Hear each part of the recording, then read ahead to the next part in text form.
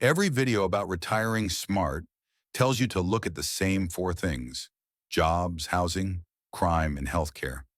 But those four factors become meaningless if the place you move to becomes unlivable. What good is smart if you find an affordable home, but you can't get it insured? What good is great healthcare if the power grid fails during a 115-degree heat wave? I'm a strategic risk analyst. I don't look at today's cost. I look at tomorrow's sustainability. Retiring smart in 2026 is no longer just an economic decision. It is a risk analysis. We are going to keep the same 10 states from the original analysis, but we are running them through three qualitative filters that most people ignore. 1. The vibe. What is the actual community lifestyle and political climate? 2. Infrastructure resilience. Is the internet good enough for telehealth? And critically, is the power grid reliable? 3. The 2030 climate and insurance risk. What is the real long-term danger? Drought, floods, storms, and what are the hidden costs from rising insurance premiums? We are about to find out if today's retirement havens are tomorrow's nightmares. The countdown analysis. Number 10, Arizona. First, the standard summary. The job market is strong in tech and logistics. Housing has cooled off. Healthcare is excellent. Now for the lifestyle and risk analysis. The vibe. This is a transplant culture. You'll find a massive population from California, the Midwest, and Washington. This means it's easy to meet new people, but it can also feel anonymous. Many communities are run by strict HOAs, homeowner associations. This keeps things orderly, but can feel restrictive if you aren't used to it. The political climate is highly polarized and a major topic of conversation. In Metro Phoenix and Tucson, the infrastructure is excellent. You have a world-class international airport and fast fiber optic internet. The weakness?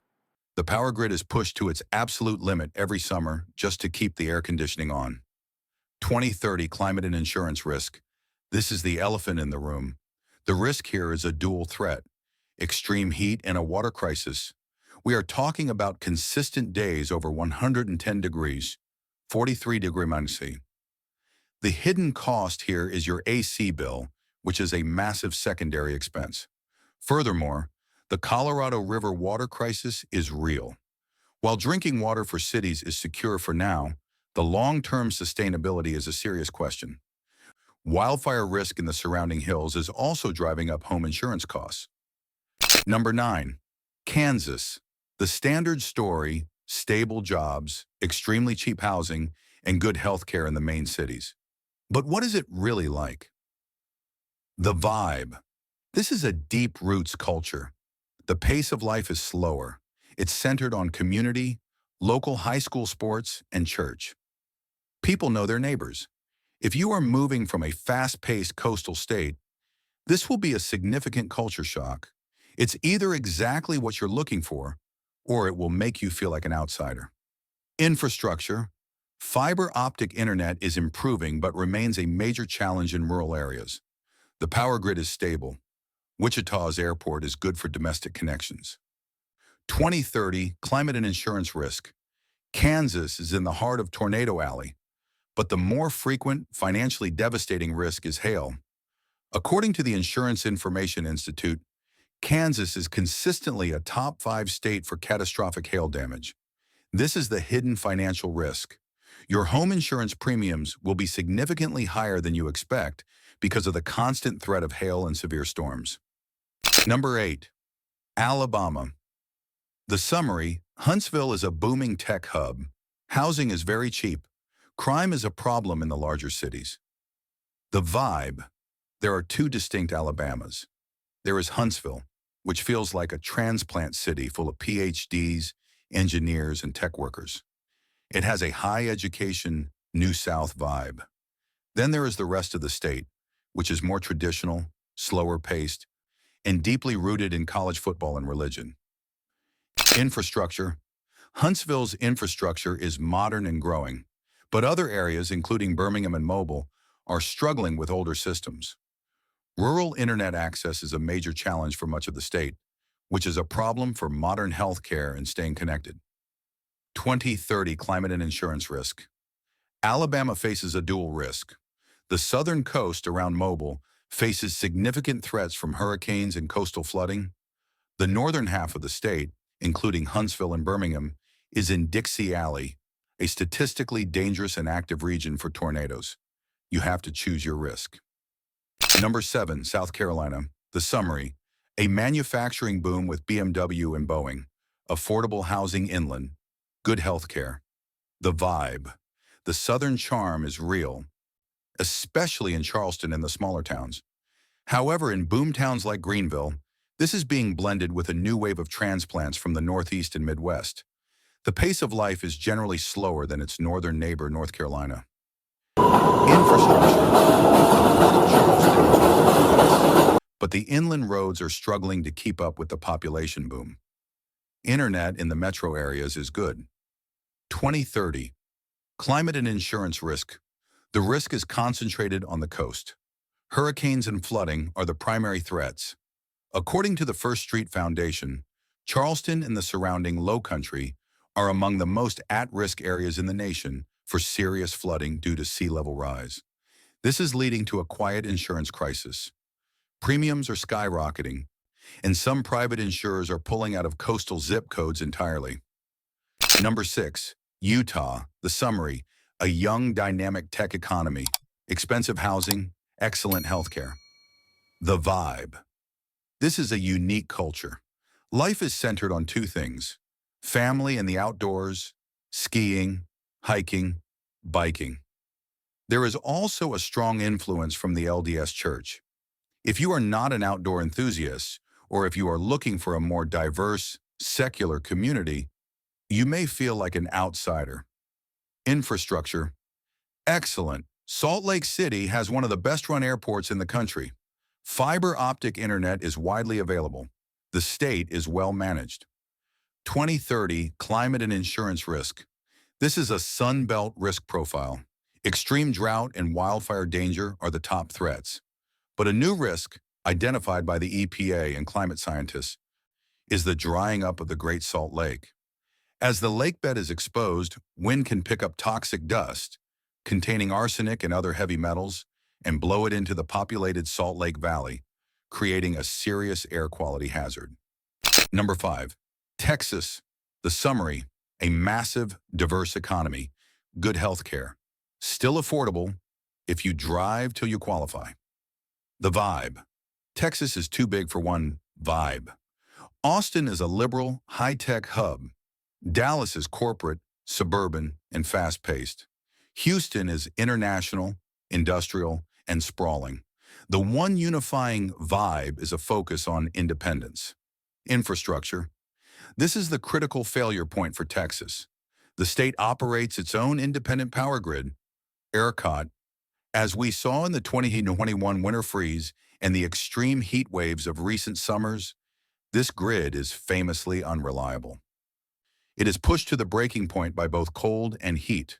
For a retiree, losing your heat in winter or your AC in summer is not an inconvenience. It is a direct medical threat. 2030. Climate and insurance risk. Texas has every kind of risk. Extreme heat and drought across the state. Hurricanes on the coast, Houston, Galveston. Flash flooding in central Texas, Austin. This is a high-risk, high-cost insurance state. Number 4, Georgia. The summary: a major logistics and fintech hub, moderate housing costs, good health care. The vibe: Atlanta has the vibe of an international megacity. The downside is legendary traffic. Savannah has a historic, tourist-driven vibe. The Atlanta suburbs are sprawling and family-focused. Infrastructure: the Hartsfield-Jackson Atlanta Airport is a global asset, connecting you to anywhere in the world. The power grid is stable. It's part of the interconnected Eastern Grid, unlike Texas. Internet is excellent in the metro areas. 2030 climate and insurance risk. The main risk is extreme heat and humidity. Atlanta is a massive urban heat island, which makes summers oppressive and expensive to cool. There is also risk of inland tornadoes and coastal storm impact in Savannah. but overall, its climate risk profile is considered lower than Florida or Texas. Number 3, North Carolina. The summary extremely popular. A boom state for tech, Research Triangle, and finance to Charlotte. World-class healthcare, Duke, UNC. The vibe. This is the New South. It's highly educated, dynamic, and full of transplants. It feels less traditional than South Carolina. It offers a fantastic balance of vibrant, clean cities, Raleigh, Charlotte, and stunning nature, Blue Ridge Mountains, Outer Banks. Infrastructure. Excellent. RDU and Charlotte Douglas are major airport hubs. Fiber optic internet is widespread. 2030 climate and insurance risk. North Carolina has a balanced risk profile. The coast is exposed to hurricanes. But the hidden risk, as noted by the NC Climate Science Report, is ice storms in the central Piedmont region. These storms are not just a snow day. They are infrastructure killers, capable of knocking out power for days or weeks. This is a risk many people moving from other states fail to anticipate. Number 2, Ohio. The summary, the Rust Belt comeback. Anchored by the new Intel chip factory, logistics, and top-tier medicine, Cleveland Clinic. Very cheap housing. The vibe. This is a loyal, practical, deep roots culture. The 3 Cs all have their own identity. Columbus is young and growing, thanks to Ohio State. Cincinnati is older and more traditional. Cleveland is industrial and cultural. It's a no-nonsense, unpretentious vibe. Infrastructure. It's older infrastructure, but it's being upgraded. The grid is robust and built to withstand severe weather. Internet is good in the cities. 2030 climate and insurance risk. This is Ohio's ace in the hole. According to the FEMA National Risk Index, Ohio has a very low risk for most climate-driven disasters. No hurricanes, no droughts, no wildfires. It is part of the freshwater haven of the Great Lakes. The primary risk is not a climate change risk. It's a weather risk.